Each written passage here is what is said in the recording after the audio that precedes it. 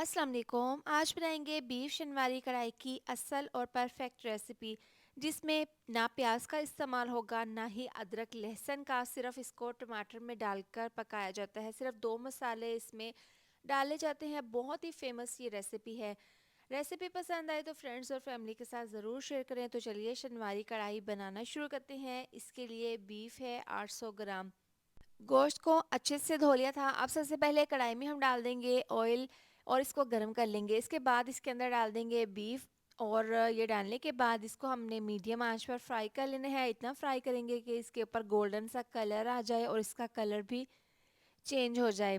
आप किस शहर से मेरी वीडियो देखते हैं कमेंट करके ज़रूर बताया करें, ताकि मैं आपका शुक्रिया अदा कर सकूं। बीफ शनवारी कढ़ाई बनाना सबसे आसान है। बहुत ही कम मसालों का इसमें इस्तेमाल किया जाता है, लेकिन खाने में बहुत ज़्यादा टेस्टी ये बीफ शनवारी कढ़ाई बनकर तैयार होती है।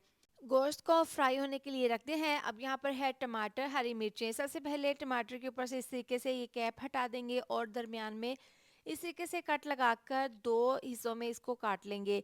अब यहाँ पर देखें, इसको तकरीबन 4 से 5 मिनट हो गए हैं। तमाम बोटी के ऊपर हल्का सा गोल्डन कलर आ गया है, इसका कलर भी चेंज हो गया है और जितना भी बीफ ने पानी छोड़ा था वो भी ड्राई हो गया है। अब हमने यहाँ पर क्या करना है, तमाम टमाटर जो काट कर रखे थे वो इस तरीके से इसके ऊपर रखने के बाद इसमें 4 गिलास डाल देंगे पानी। गर्म पानी का इस्तेमाल करना है। इसको कवर करके पकाएंगे 50 मिनट के लिए।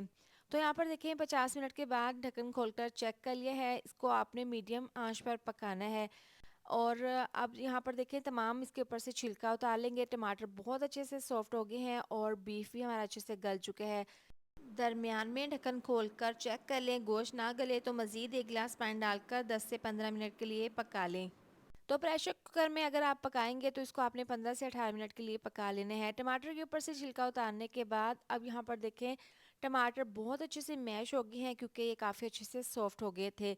अब इस पॉइंट पर इसके अंदर हम डाल देंगे 1 कप दही और इसको अच्छे से मिक्स कर लेंगे। दही को आपने फेंट कर इस्तेमाल करना है। आप तेज़ आंच पर इसको पकाएंगे इतना कि दही का पानी जो निकलेगा वो खुश्क हो जाए। अब इस पॉइंट पर आधी चम्मच पिसी हुई काली मिर्च और 1 चम्मच इसके अंदर डाल देंगे हम नमक और इसको मिक्स कर लेंगे। बीफ शनवारी कढ़ाई बिल्कुल तैयार है, लेकिन इसको हमने अभी भून लेना है क्योंकि जितनी अच्छी भुनाई करेंगे उतनी ही ये टेस्टफुल बनेगी। अब जैसे ही ऑयल के बबल्स बनना स्टार्ट होंगे तो इस पॉइंट पर बारीक कटा हुआ धनिया, बारीक स्लाइस में कटी हुई हरी मिर्चें और स्लाइस में कटा हुआ अदरक डाल देंगे। इसको मिक्स कर लेंगे। आने वाली बकरा ईद पर कुछ लाइट सा खाने को दिल चाहे तो आप बीफ शनवारी कढ़ाई की रेसिपी ज़रूर बनाएं, आपको खाकर मज़ा आ जाएगा। अब इसको प्लेट में सर्व कर लेंगे। यकीन करें बहुत ज़्यादा ये टेस्टी बीफ शनवारी कढ़ाई बनकर तैयार हुई थी। तो आप इसको ज़रूर बनाएं। इसके साथ ही वीडियो अच्छी लगी हो तो लाइक शेयर सब्सक्राइब कर दें। मिलते हैं नेक्स्ट वीडियो में। अपना बहुत सारा ख्याल रखें। अल्लाह हाफिज़।